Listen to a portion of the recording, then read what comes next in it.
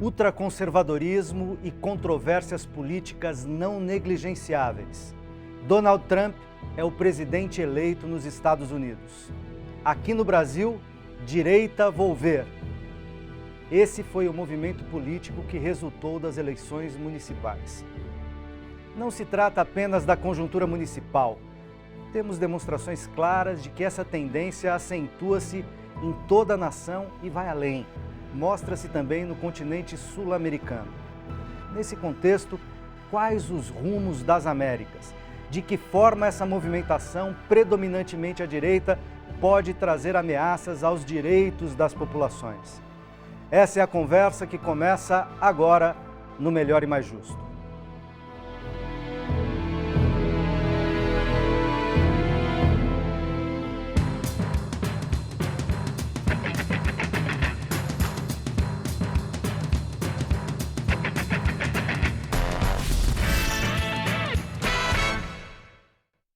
Olá, bem-vindo ao Melhor e Mais Justo.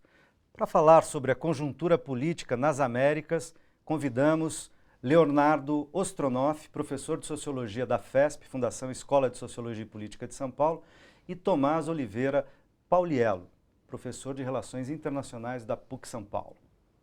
Bem-vindos.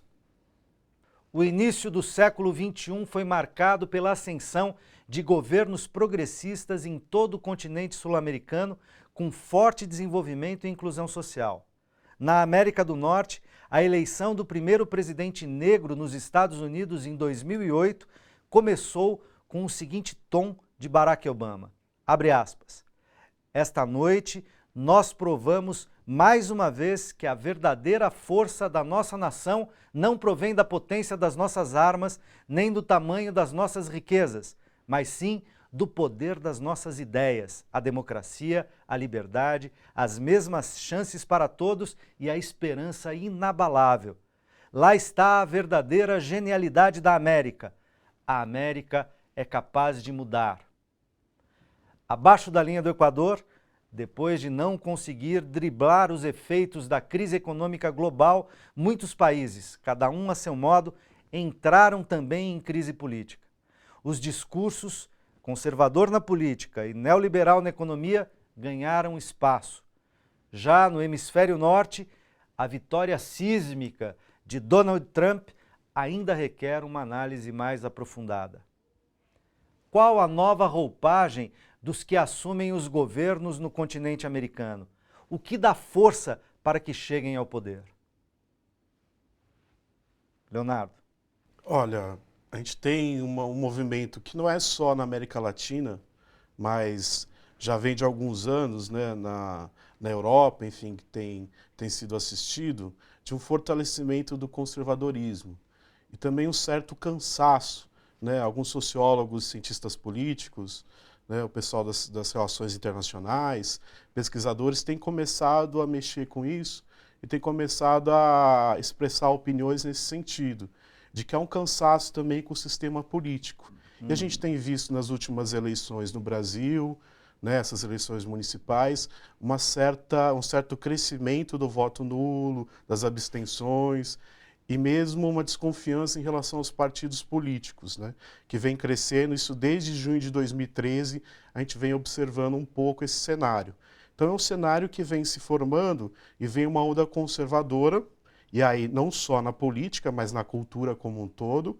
Se a gente pegar as questões de identidade, as questões culturais, né, as questões do hábito, religiosas, um crescimento também das forças mais conservadoras dentro da religião.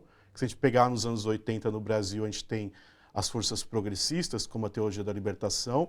Nos últimos anos a gente tem assistido um crescimento da Teologia da Prosperidade, então uma força mais conservadora dessas igrejas, né? A eleição do Crivella no Rio mostra o tamanho disso, mas não é só no Rio de Janeiro, mas acho que isso se apresenta no Brasil como um todo, mas é um conservadorismo, uma cultura conservadora que vem crescendo. E essas expressões políticas vêm acontecendo, com diferentes matizes, não dá para fazer uma mesma leitura igual, mas há no mundo uma onda conservadora, sem dúvida. Tomás. Eu acredito também, trazendo um pouco mais pelo meu viés das relações internacionais, que dá para a gente perceber de maneira importante, eu acho, né, nessa ascensão conservadora, que é latino-americana, sim, mas também norte-americana e também europeia, nas Filipinas, no Sudeste Asiático, a gente consegue perceber isso também, muito associada, eu acho, a um recuo depois de um processo acelerado de globalização. Eu acho que os insatisfeitos da globalização, que nos anos 90, por exemplo, se articularam ao redor de posições de esquerda, eu acho que na América Latina isso foi bastante sintomático. Bastante claro, né? Por causa das crises, né? No México, depois na Argentina também, né, teve articulado por aqui. Essa desconfiança com o aceleração da globalização foi mais bem articulada agora por posições de direita e posições conservadoras. Eu acho que o Trump demonstra bastante isso na sua campanha. A construção do outro, do estrangeiro, como ameaçador, como o ladrão de empregos, de oportunidades, né, os trabalhos dos Estados Unidos sendo roubados. Então, claro, é um tipo de uma questão... certa retórica isolacionista, né, e protecionista. Isso, né, bastante nacionalista, no caso do Trump, no caso dessa posição mais à direita, bastante nativista. Né, na Europa também as posições articuladas com essa questão, com esse problema, são bastante xenófobas, racistas. Né? Eu acho que no Brasil isso aparece menos, ou na América Latina, mas com potencial de aparecimento também. Apesar da gente não ter visto ainda até o momento de maneira bem construída. Agora, vocês estão apontando uma coisa que nos dois casos, quer dizer, embora com argumentos convergentes, mas relativamente diferentes, mas são complementares, Claro. estão falando de uma negação dos sistemas políticos, uma negação da política institucional tal como ela está dada. No Brasil, nas eleições municipais, a gente vê, por exemplo, no maior município do Brasil, São Paulo, ganha um candidato que se diz não político, né? Um empresário, etc. A gente vê candidatos em nível municipal, Leonardo citou o Crivella aqui no Rio, cuja a dimensão, embora ele seja um político, mas o discurso que pega é o discurso evangélico mais fortemente, o discurso moral mais fortemente do que propriamente um discurso partidário, um projeto de cidade ou de país por dentro das estruturas partidárias. O Trump também, né? O Trump se vendeu como um candidato empresário que não é político, claro que né? Mas que não é do establishment político e, na verdade, conseguiu muito fortemente identificar a Hillary, que é, né, do establishment político norte-americano, como uma reprodução do mesmo, uma continuidade da situação de desconforto, de descontentamento de grande parte dos americanos com os efeitos, por exemplo, da crise de 2008, da globalização, etc. Como que vocês leem essa questão da negação da política que está muito forte nos discursos conservadores? Quer dizer, parece que os conservadores conseguiram ler bem um sentimento popular, né? Sobretudo aqueles que ganharam no voto, né? Ganharam eleições, não deram golpes, como houve na América Latina, enfim, na América do Sul. Mas aqueles que ganharam no voto, parece que eles tiveram uma percepção, uma boa percepção de onde estava o descontentamento e produziram um discurso que produziu aderência, né, efetivamente. Como ler essa questão da negação da política? Então, primeiramente, eu acho que há um cansaço, e acho que o Tomás acerta, eu concordo, com a questão da globalização. A questão da globalização ela veio como uma questão progressista, né, uma ideia progressista, uma ideologia de um mundo, uma aldeia global, de uma melhoria do mundo. Isso começa a trazer problemas também. As próprias formas de trabalho precarizadas, onde você cria empregos, mas sempre precarizados, começam a surtir efeito, né? E uma massa que quer ser inserida no mundo produtivo também começa a cobrar esse espaço. A gente vê muito isso no caso dos Estados Unidos, por exemplo. Você tem o setor da massa trabalhadora branca, que quer ser incluída, mas que esbarra sempre na questão das cotas, né, da política racial americana, que é uma política bem feita e que conseguiu sim inserir a população negra no sistema, enfim, conseguiu ser efetiva, diferente do que a gente vê no resto da América Latina. Mas essa massa trabalhadora branca, conservadora e pobre, que não é rica, ela também quer ser inserida. Então ela começa a identificar no Estado e nessas outras populações que vêm de fora o seu adversário. Não é necessariamente que elas são contra isso, mas há um impedimento que não permite que elas consigam alcançar o sonho americano, o sonho de ser inseridas no mundo do capital. E elas começam a identificar isso diretamente. E tem uma socióloga americana que passou 5 anos no estado da Louisiana, que é um estado pobre, um estado rural, mais atrasado, fazendo uma etnografia justamente para mostrar, etnografia, para ficar mais claro para todo mundo, é você ir fazer a pesquisa, mas não de fora, você poder passar lá, viver e viver como aquela população vive. Então ela saiu do seu setor acadêmico, progressista, onde tinha todas as ideias, era respeitada, e foi viver na Louisiana, um estado conservador, cristão, branco e mais pobre. E passou 5 anos identificando esse setor, né, essa cultura conservadora, e conseguiu notar isso. Então tem esse ranço, essa resignação que se cria, e se cria também contra o Estado. E aí o Obama foi uma das coisas que ficou muito clara. O Obama, e aí a Hillary também não conseguiu dialogar com esse público, né? Eles colocaram à margem essa população que acabou se identificando com o Donald Trump, que era o que tinha. Ou, na Argentina, muitas vezes se identificou com o Macri, aqui com o Dória. Não é à toa que o Dória ganhou no primeiro turno, e ninguém esperava. Então são fenômenos, como você disse, de pessoas que se colocam à margem da política, estão dentro da política, a gente sabe disso, mas se colocam como pessoas que não são políticas. Ou seja, contra toda essa classe política e representam esse cansaço, conseguem pegar esse cansaço da política, né, que está colocado em toda essa trama, e que aí tem diferentes matizes, né? A política, a cultura, a religião, o trabalho. Então a gente vai tendo vários pontos de análise, por isso é uma conversa grande. Negação da política, Tomás, como é que você vê? Eu concordo com esse diagnóstico de uma insatisfação grande com o establishment ou com a situação, né?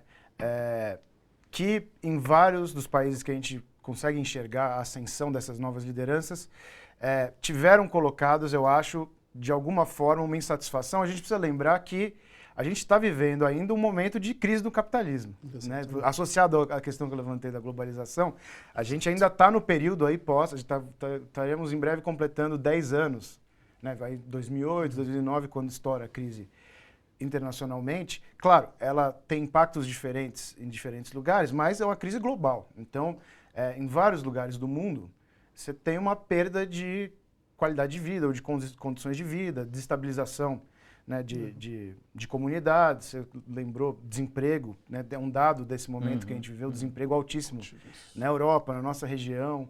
Né, os governos, em geral, que estavam no poder no momento da crise, sofreram por associação. Né, seja qual for o momento que isso se incidiu sobre esses lugares. Agora, é interessante também, eu associaria esses movimentos a um tipo de dinâmica populista, que é um termo que tem voltado muito ao debate. Eu acho interessante a gente pensar nesses termos, porque o populismo ele pode ser conservador ou de direita, como a gente tem visto em vários casos, mas também pode ser um populismo associado à esquerda. Esse tipo de construção que opõe uma ideia de povo puro e explorado, eventualmente, contra uma elite que seja corrupta, falsa, que tenha interesses escusos, tal, ela pode ser articulada pelos dois campos. A figura do Bernie Sanders demonstrou isso muito bem, né? O Bernie Sanders ele era uma espécie de contraponto do Trump, mas também utilizando a figura desse forasteiro político que não fez parte daquele jogo. E tanto Sanders quanto Trump... O Sanders, para vocês lembrarem, foi o candidato que disputou as primárias no Partido Democrata com a Hillary, né? E que fez uma campanha bastante forte, em alguns momentos, inclusive, com chances de vitória sobre a Hillary. Né? Exato. E tanto Sanders quanto Trump, um mais à esquerda, um mais à direita da Hillary, fizeram representar na figura da Hillary Clinton essa figura do establishment, da situação, né, da pessoa que sempre governou, que continuaria a política do Obama, e a própria Hillary, se valendo da popularidade do Obama, também tentou, né, manifestar uma continuidade em relação ao governo Obama. Eu acho que no Brasil isso também foi bastante sintomático, embora não tenha aparecido de maneira tão importante pelo campo da esquerda. Mas, por diferentes matizes da direita, aparece essa ideia, né, principalmente associando muito os governos do PT à corrupção, né, e há um interesse empresarial articulado com os interesses políticos, como defensores de um povo que está sendo, né, explorado por essa elite. Então, eu acho que esse tipo de prática política tem aparecido de maneira muito importante e é um repertório que daí se comunica. Quando você vê um político bem-sucedido num outro país, você importa práticas e formas de fazer, de se comunicar, né, para outros lugares. E nesse sentido, o Trump também pode ser muito importante, eu acho, como influência para a região. Vou colocar já as perguntas do pessoal do Facebook, do internauta, aqui na conversa. Marcelo Lima, de Aracaju, ele pergunta o seguinte: o Trump é realmente pior que a Hillary? Ela queria impor uma zona de exclusão aérea na Síria e, como se sabe, a Rússia, aliada da Síria, é que de fato tem permissão do país para suas operações. Então é possível imaginarmos que a escalada de tensões entre a Rússia e os Estados Unidos acabou com a vitória do Trump e o mundo poderá ter um pouco mais de paz, embora o povo americano sofra com as ideologias do novo presidente? Dá para dizer isso, Leonardo? Olha, primeiro, acho que a primeira pergunta é boa, né? E cumprimentar também que Aracaju, nessa onda toda, elegeu um prefeito à esquerda, né? Enfim, então cumprimentar aí Aracaju.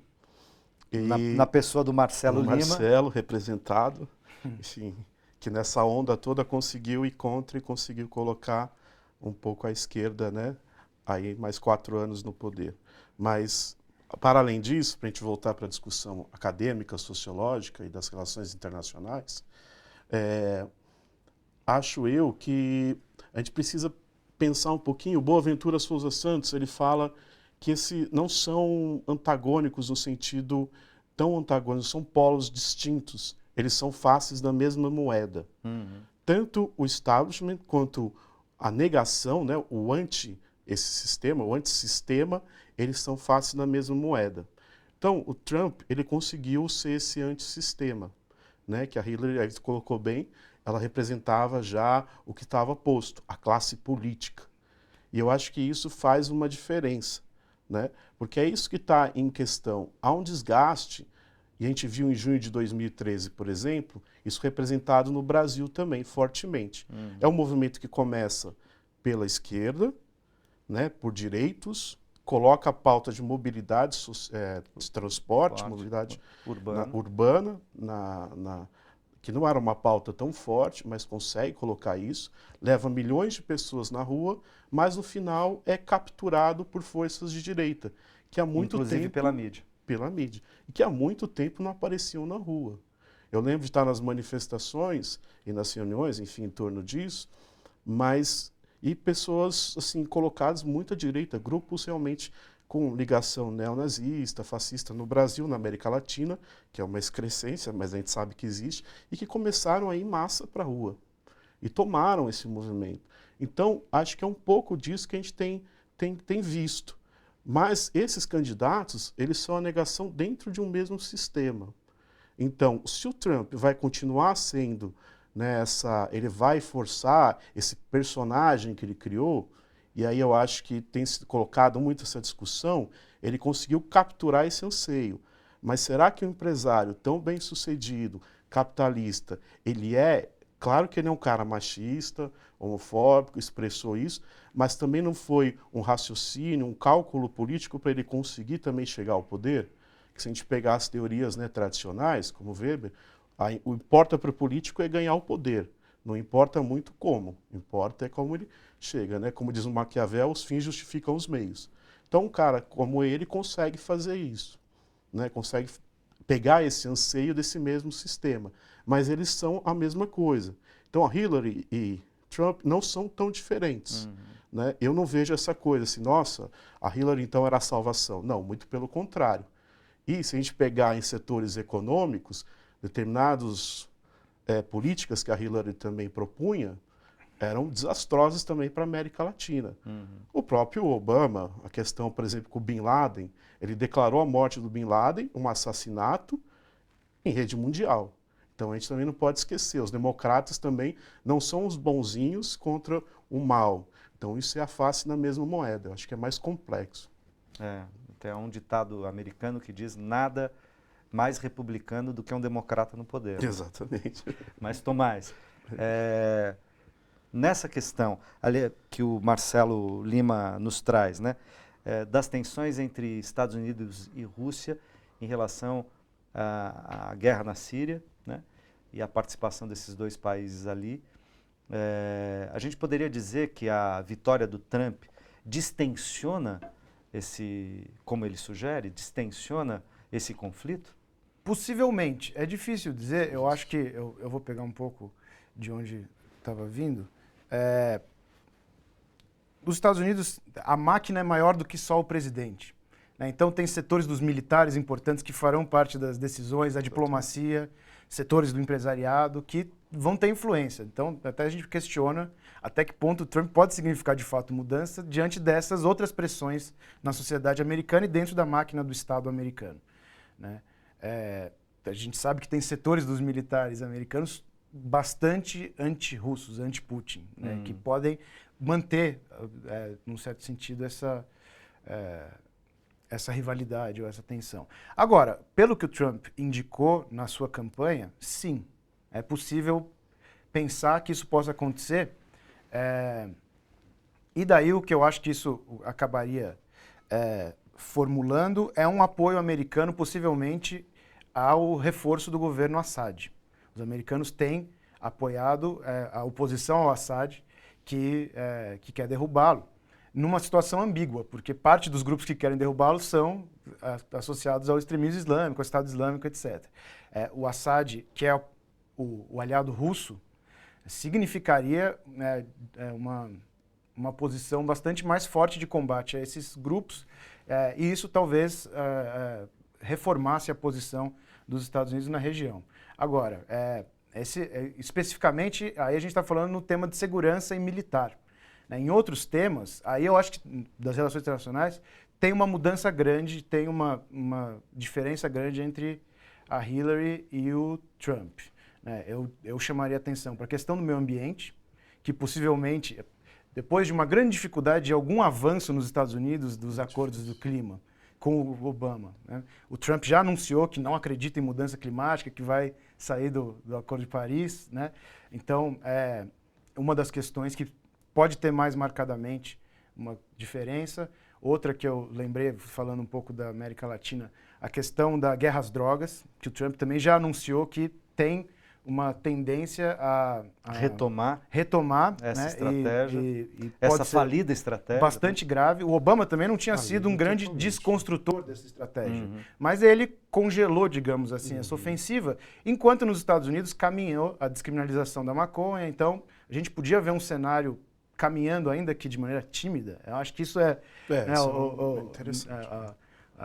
É a nuance que você tinha chamado a atenção. É bem de nuance mesmo, mas algum caminho que pode... E isso que você está referindo tem até uma certa ironia, né? Porque vocês sabem que na eleição americana, essa agora, de presidente, ela recebe um caderninho e ele vota num monte de coisa. Tem votação de questões dos estados, né, americanos, por causa da federação, há lá todo um sistema bastante diferente do nosso. E em vários estados se votou, por exemplo, pela liberação do uso da maconha, né? E se elegeu Trump, tá certo? Quer dizer, você tem certas ironias, né, para mostrar como essas coisas não são não podem ser tomadas ou analisadas de uma maneira simplista, reducionista. Estamos falando de uma complexidade que não explica por si só a eleição de né? Um povo nunca é uma equação simples, né? Uma linearidade dada, né? Você tem um conjunto de variáveis em jogo. Vocês já entraram um pouco na resposta da Aline Lemes, mas eu vou colocar a pergunta dela para vocês desdobrarem um pouco mais. Então, a Aline Lemos pergunta o seguinte: qual a projeção de vocês sobre essa onda de conservadorismo? Vamos seguir o mesmo modelo neoliberal dos anos 90 ou será algo diferente? Está se referindo, dizendo, né, que a gente teve outras ondas conservadoras, naquele momento mais no campo econômico, digamos assim, e e agora no campo econômico, mas também no campo político e no campo dos valores, né? Como é que vocês leem essa onda conservadorista? Eu estou pensando, essa onda conservadora, eu estou pensando no seguinte, eu já ouvi análises nessa semana dizendo o seguinte: na verdade estamos fechando um ciclo e o conservadorismo é a abertura de um novo ciclo político, portanto com desdobramentos aí incertos, mas desdobramentos de médio e de longo prazo. E outros analistas dizendo o seguinte: não. Na verdade, essa vitória, essa inflexão ultraconservadora no campo dos valores revela os estertores de um ciclo político, né? Ela faz parte de um ciclo político que está se esgotando. Como é que vocês leem essa situação? Olha, no caso do Brasil, aí pensando no Brasil, para a gente ficar um pouco mais no nosso campo aqui, né? Já falou bastante do Trump, mas a gente vai falar mais, mas queria falar um pouquinho do Brasil também, né?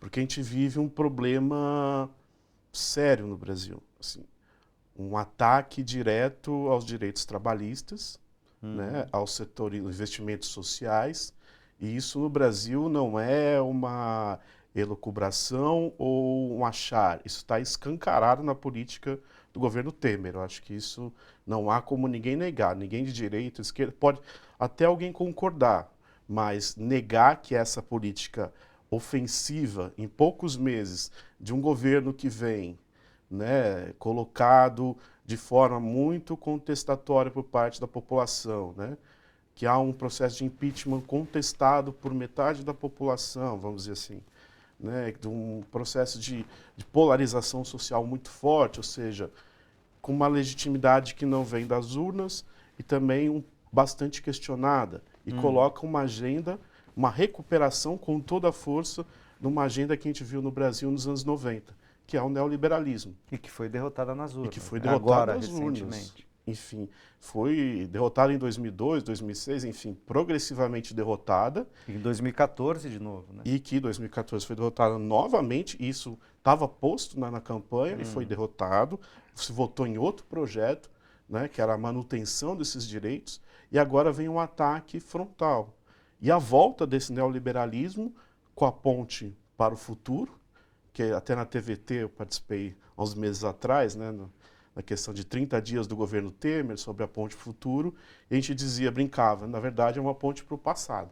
É você olhar no retrovisor e ver os anos 90. E isso tomou uma força muito maior do que a gente imaginava.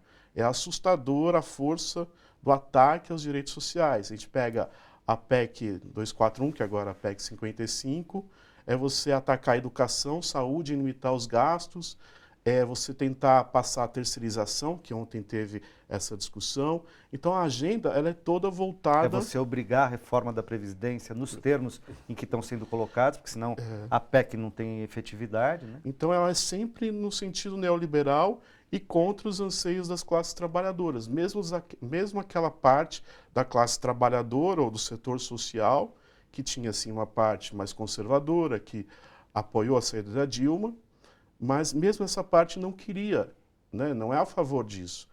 Então a gente está tendo uma volta do neoliberalismo.